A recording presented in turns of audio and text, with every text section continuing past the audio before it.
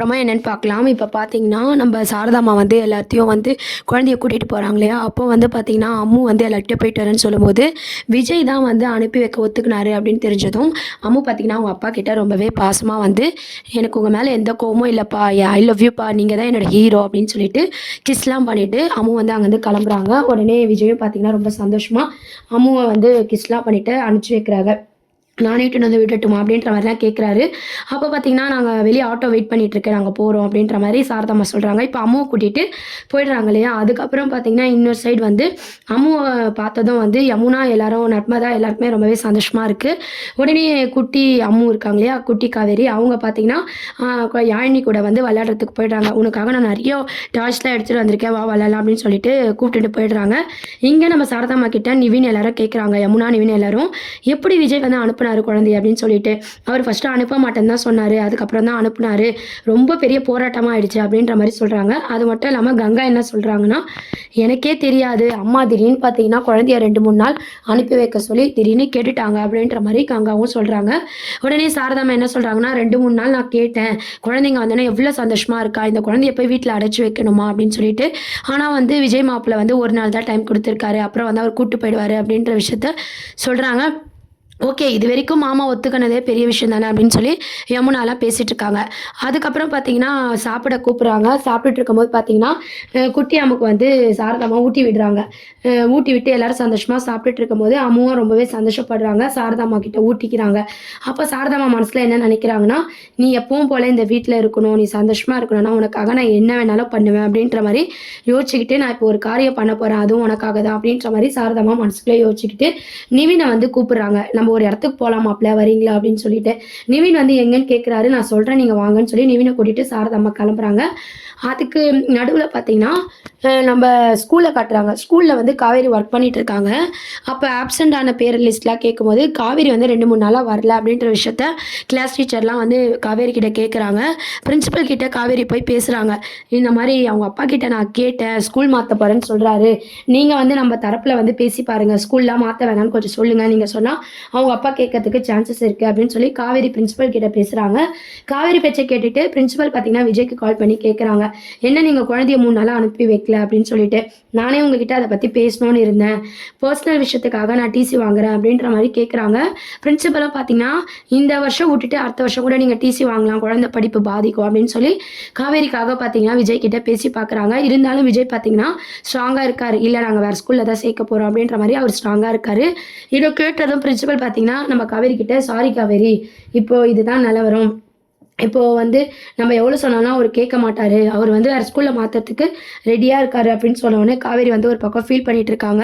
இன்னொரு சைட் பார்த்தீங்கன்னா, லாஸ்ட்டா ஃபைனலா வந்து நம்ம நிவினும், நம்ம சாரதாம்மாவும் பார்த்தீங்கன்னா, அந்த காவேரிக்கு பார்த்துருக்காங்க இல்லையா கார்த்திக், அவர பார்க்கறதுக்கு போறாங்க. அவங்க வீட்டுக்கு போனதும், அவங்க வீட்ல கார்த்திக்கோட அம்மா, அப்பா இருக்காங்க. "நாங்க உங்க வீட்டுக்கு வந்தோனே நீங்க சரியா பேசல. அதனால இந்த கல்யாணத்துல உங்களுக்கு விருப்பம் இல்லன்னு நெனச்சுக்கிட்டோம். ஆனா, இப்ப நீங்க எங்க வீட்டுக்கு வந்துருக்கிறது எங்களுக்கு சந்தோஷமா இருக்கு. காவேரி கிட்ட நாங்க கேட்கும்போதே எங்க அம்மாக்கு விருப்பம்னு சொல்லி அவ ஸ்ட்ராங்கா சொன்னதுனால, பத்திரிக்கை அடிக்க குடுத்துட்டோம். கோவில்லலாம் அட்வான்ஸ் பண்ணிட்டோம்." அப்படின்ற விஷயத்த சந்தோஷமா சாரதாம்மா கிட்ட சொல்லிட்டுருக்காங்க. "பத்திரிக்கையில எதனா மாத்தணும்னா சொல்லுங்க." அப்படின்னு சொல்லிட்டு, உடனே சாரதாம்மா வந்து பொண்ணு பேரு தான் மாத்தணும் அப்படின்ற மாரி சொல்லும்போது எல்லாருமே ஷாக் ஆயிடுறாங்க. "என்னங்க சொல்றீங்க? என்ன விஷயம்?" அப்படின்னு சொல்லிட்டு. அப்போ வந்து நம்ம காவேரிக்கு இதுக்கு நடுவுல ஆக்சிடென்ட் ஆன விஷயத்த சொல்றாங்க. அந்த ஆக்சிடென்ட்லேருந்து என்ன பண்றோம்னு அவளுக்கே தெரியாது. திடீர்னு கத்துவா. திடீர்னு யார் பேச்சுமே கேட்க மாட்டா. யாருக்குமே அடங்க மாட்டா. இத பத்தி ஏற்கனவே உங்க பையன்கிட்ட கூட நான் சொல்லியிருக்கேன் அப்படின்ற மாரி சாரதாம்மா வந்து சொல்லிட்டு இருக்காங்க. இத கேட்டதும் கார்த்திக்கோட அம்மா, அப்பா எல்லாருமே பார்த்தீங்கன்னா, ரொம்பவே ஷாக் ஆகுறாங்க.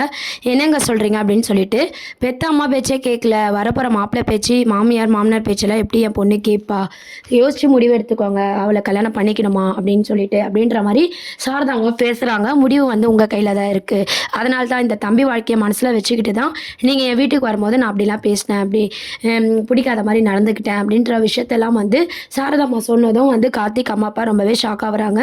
சொல்லிட்டு உங்க முடிவுன்னு சொல்லிட்டு அங்கருந்து நிவின கூட்டிட்டு போயிடுறாங்க.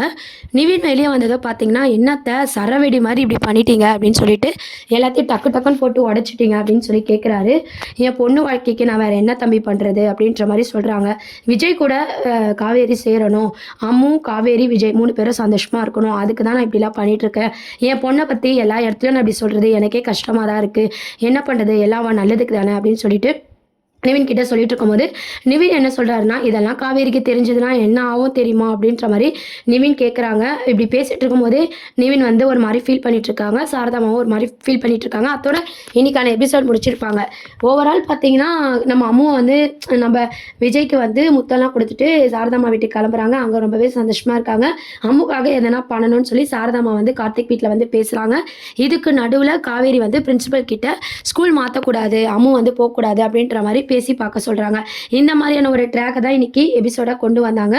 இதுக்கப்புறம் பார்த்தீங்கன்னா அடுத்து அப்படின்னு பார்த்தீங்கன்னா நம்ம கார்த்திக் இருக்கார் இல்லையா, வீட்டில் எல்லாருமே பேசிகிட்டு இருக்கும்போது கார்த்திக் வந்து இந்த மாதிரி உனக்கு எனக்கும் சம்மந்தமே இல்லை, இந்த கல்யாணம் நடக்காதுன்ற மாதிரி திட்டி விட்டுறாரு காவேரியை.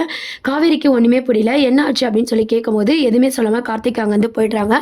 வழக்கம் போல் பார்த்தீங்கன்னா காவேரி வந்து இதுக்கெல்லாம் காரணம் விஜய் தான் அப்படின்னு சொல்லி விஜய் மேலே கோவப்படுறாங்க. உடனே வீட்டில் இருக்கவங்களாம் மறுபடியும் விஜய் மேலே சொல்கிறாளே அப்படின்ற மாதிரி யோசிக்கிறாங்க. அதுக்கப்புறம் விஜயை பார்த்து நம்ம காவேரி வந்து கண்டபடி திட்டுறாங்க. எத்தனை வாட்டி சொல்கிறது எங்கள் லைஃப்பில் வராதிங்கன்ட்டு, மறுபடியும் என் வாழ்க்கையில் ஏன் விளையாட வரீங்க, நீங்கள் தானே இந்த கல்யாணத்தை நிறுத்துனீங்க அப்படின்னு சொல்லிட்டு விஜய் மேலே காவேரி ரொம்ப கோவமாக பேசிகிட்டு இருக்காங்க. அதுக்கு விஜய் என்ன சொல்கிறாருன்னா, நான் இந்த கல்யாணத்தை நிறுத்தலை, ஆனால் இந்த கல்யாணம் நின்னது எனக்கு ரொம்பவே சந்தோஷமாக இருக்குது அப்படின்ற மாதிரி கேட்குறாங்க. இப்படிலாம் நீங்கள் பண்ணீங்கன்னா யார் தான் உங்களை கல்யாணம் பண்ணிப்பா அப்படின்ற மாதிரி காவேரியை வெறுப்பேற்றிட்டு இருக்காங்க. உடனே காவேரி என்ன சொல்கிறாங்கன்னா, பார்த்து இல்லாதியம் அப்படின்ற மாதிரி சொல்லிட்டு போகிறாங்க. இதுக்கெல்லாம் காரணம் விஜய் அப்படின்னு சொல்லி காவேரி வந்து தப்பாக புரிஞ்சுக்கிட்டாங்க. இந்த மாதிரியான ஒரு ட்ராக்கை தான் கொண்டு வராங்க அடுத்த ப்ரோமோவாக. அதுக்கப்புறம் வந்து எப்பவும் போல் அம்முவை பார்த்ததும் காவேரி வந்து சந்தோஷப்படுறாங்க. அம்மு நம்ம கூட இருக்கும்போது சந்தோஷமாக இருக்குது, அம்மு ஸ்கூலுக்கு வந்தாலும் சந்தோஷமாக இருக்குது, ஆனால் அம்முவை பார்க்கலனா பேசலனா நம்மளுக்கு ஏன் ஒரு மாதிரி ஃபீல் ஆகுது அப்படின்னு சொல்லிட்டு காவேரி வந்து யோசிக்கிறாங்க.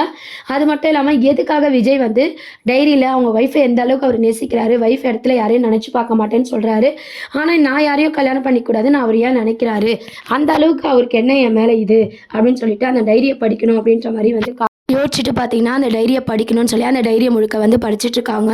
படித்து வந்து விஜயை பற்றி தெரிஞ்சுக்கணும் அப்படின்ற மாதிரி நினைக்கிறாங்க. இன்னொரு சைட் பார்த்தீங்கன்னா விஜய் வந்து இந்த காவேரியோட கல்யாணம் நின்று போனது இது எல்லாமே வந்து ஞாபகமாக டைரியில் எழுதி வைக்கணும் அப்படின்னு சொல்லிட்டு டைரி எடுக்க போகிறாரு. அங்கே வந்து டைரியை காணும்னு சொல்லி ரொம்பவே டென்ஷன் ஆயிடுறாரு. அம்முவும் பார்த்தீங்கன்னா இப்போ காவேரி வீட்டில் இருக்கிறதுனால அம்முவும் கேட்க முடியாது. அதனால் ஒரு வேளை அம்மு எடுத்தாலா இல்லை காவேரி நம்ம வீட்டுக்கு வரும்போது எடுத்தாலா டைரியை காணுமேன்னு சொல்லிட்டு கபோர்டு முழுக்க பார்த்தீங்கன்னா விஜய் வந்து தேடிட்டு இருக்காரு. இன்னொரு சைட் பார்த்தீங்கன்னா காவேரி வந்து இன்னைக்கு நைட்டுக்குள்ளே எப்படின்னா விஜயோட டைரியை நம்ம படிச்சிடணும் அப்படின்ற மாதிரி காவேரி வந்து படிச்சுட்டு இருக்காங்க. இன்னொரு சைடு வந்து விஜய் வந்து அந்த டைரியை காணும்னு சொல்லி தேடிட்டு இருக்காங்க. காவேரி வந்து முழுசாக அந்த டைரியை படிப்பாங்களா புரிஞ்சுப்பாங்களா அப்படின்றதெல்லாம் இப்போ வெயிட் பண்ணி பார்க்க வேண்டியது இருக்குது. டைரியை காணும்னு சொல்லிட்டு காவேரி கிட்ட கேட்டு பார்ப்போம், அம்மு கிட்ட கேட்கலாம் அப்படின்னு சொல்லிட்டு காவேரி வீட்டுக்கு வந்து விஜய் வந்து வராரு. வந்து என்ன ஆச்சு திடீர்னு இங்கே வந்திருக்காங்க அப்படின்னு சொல்லி எல்லாருமே ஷாக் ஆகுறாங்க. அப்போ எல்லாரும் உள்ளே கூப்பிடுறாங்க. நம்ம விஜயும் கோவமாக தான் பேசுகிறாங்க. எங்கள் வீட்டில் டைரியை காணும் நீங்கள் எடுத்தீங்களா அப்படின்னு சொல்லி காவேரியை பற்றி கேட்கும்போது காவேரி ஆமான்ற மாதிரி சொல்கிறாங்க. இந்த மாதிரியான ஒரு ட்ராக் தான் அடுத்த அப்கமிங் ப்ரோமோவாக கொண்டு வருவாங்க. அதுக்குள்ளே காவேரி வந்து டைரி படிச்சிருப்பாங்களா இல்லை விஜய் டைரி வாங்கிட்டு போயிடுவாரா அப்படின்ற சஸ்பென்ஸோட கதையை மூவ் பண்ணியிருக்காங்க. என்ன ஆக போகுதுன்னு சொல்லி வெயிட் பண்ணி பார்ப்போம். நிறைய அப்டேட்ஸ்க்கு சப்ஸ்கிரைப் பண்ணுங்கள். தேங்க்யூ.